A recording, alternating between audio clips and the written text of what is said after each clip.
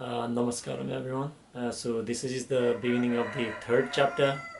Like I mentioned earlier, I had like so many spiritual experiences just by reading a book from Ramana Maharshi, and just like at the moment, like the winter is on and it is getting more darker and colder, and it was the same thing while I was in Europe at that time, towards 2013.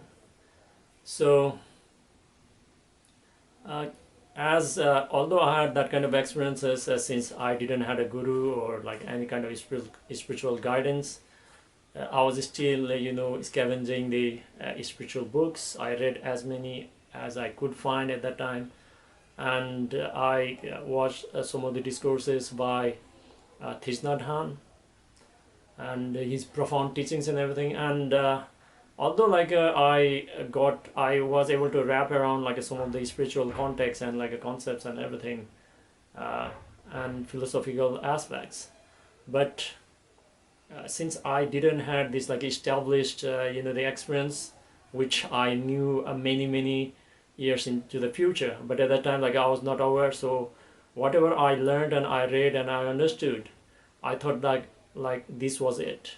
I was feeling like a calm and everything through meditation what I was doing, and I thought that like okay, maybe possibly I know the secret of life. And I was like actually deceiving myself. The mind was deceiving myself. So I was like whenever I meet people, I used to I think many of you might also do this, that I was trying to like advise people like how they should switch to Buddhism and do meditation and everything. I was trying that hard, and I would fail miserably.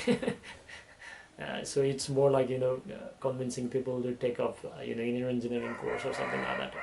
Yeah, many of opted in, but like most of the time people, they just simply ignore, because just like Sadhguru says, they have their own karmas already invested in so many of this stuff. So I was feeling good at the time, but at the same time I was trying to live a life like a Buddhist. So but at the same time I was trying to make other people happy, and this is where actually it actually backfired. Because as I was trying to make other people happy, like people I know or like my family members and other people, slowly I realized that it is actually impossible to people happy, and this was the biggest mistake I made in my spiritual path. But it was a quite of a learning. So I thought that okay, maybe I can help, and some people actually got impressed by what I was talking about in terms of the spirituality, jargon, and all that kind of stuff. But I actually like left Europe afterwards, and I was in India. I went through like the Goa and some of the Indian places of visit.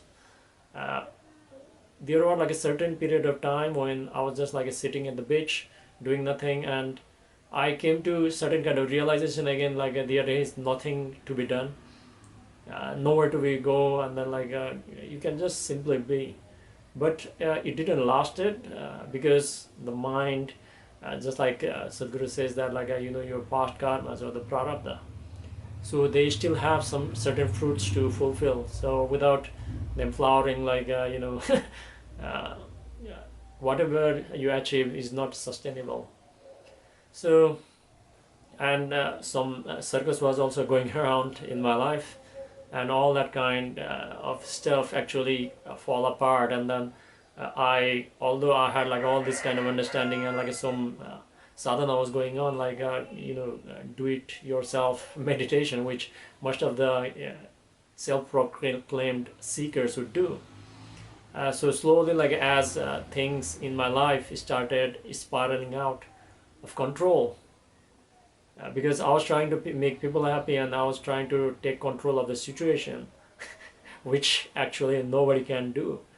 But yeah, today I know that like you can actually create the ambience, or like get involved with the process rather than the results. I was like mostly focused on the results.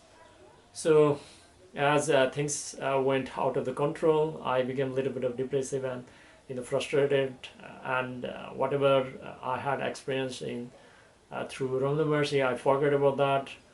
I forgot about what Thich Nhat Hanh was talking about in terms of Zen Buddhism and everything, and I stopped doing my practices also.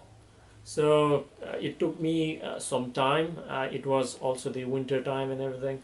So it took a little bit of time for that karma to slow down and everything.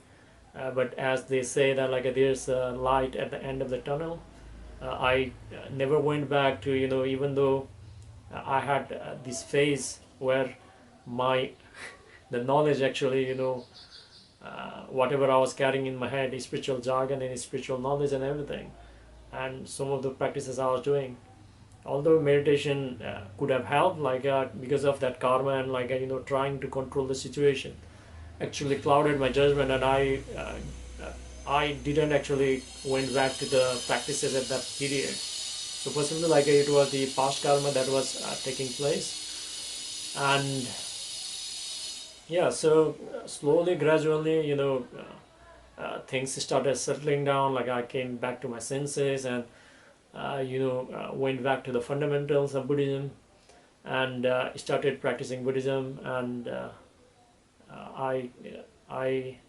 slowly started trying to see things they are, and still I still had a long way to go. So my recommendation is, if you have learned something from the books, or if you want to learn on your own, or do it yourself, it's going to be a difficult task.